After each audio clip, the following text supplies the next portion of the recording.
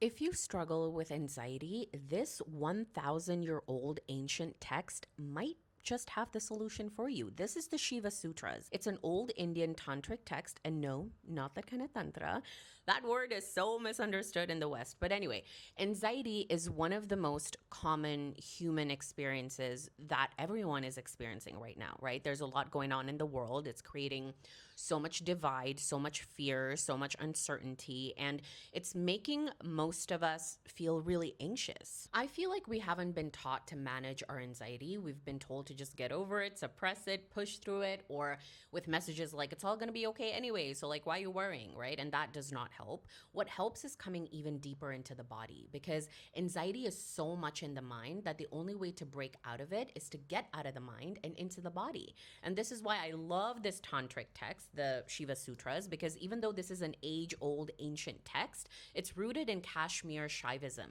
It's a tradition that believes everything is consciousness. You don't have to escape your body or get rid of your thoughts to experience consciousness, because that's who you are, which means everything is Shiva. In this case, they don't see Shiva as a male god outside of you or like in the sky. Shiva simply means the energy of consciousness, of awareness. So the more you lean into your body, into your thoughts, you will find beautiful insights in that. You don't need to escape who you are. You don't need to escape life. You need to become more intimate with it.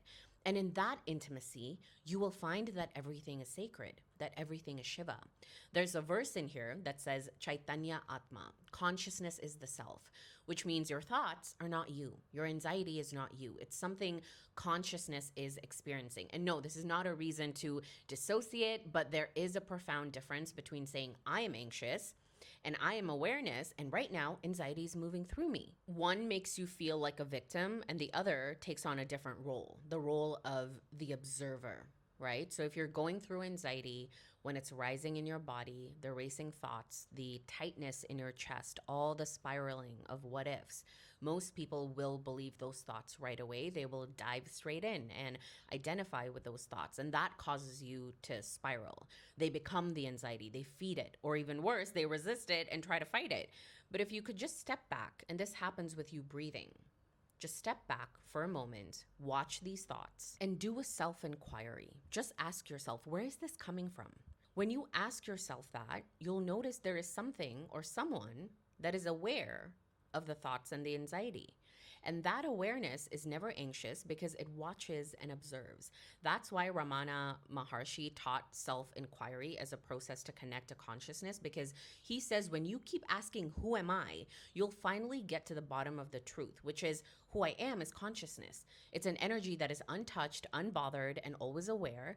That is your true nature. And sometimes the human experience makes us forget that, and that's okay. You can always come back to that knowing, and every experience is actually meant to help you get closer to that truth. Every pain, every heartbreak, rejection, anxious episode, it's all meant to bring you back closer to the real you. In Kashmir Shaivism, anxiety is understood as contracted energy, consciousness contracting around a thought, around a fear, around a story about the future or the past, right?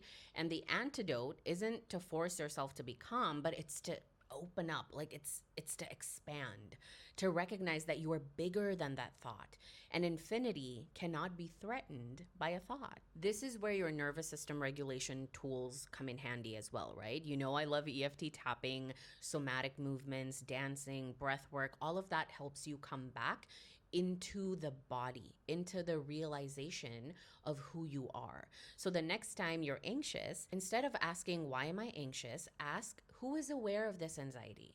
Follow that question inward and notice what you find. There's also a free meditation linked in my profile to connect with your cosmic self, the one beyond your anxiety and your thoughts. And of course, you can ask me any questions in the comments below.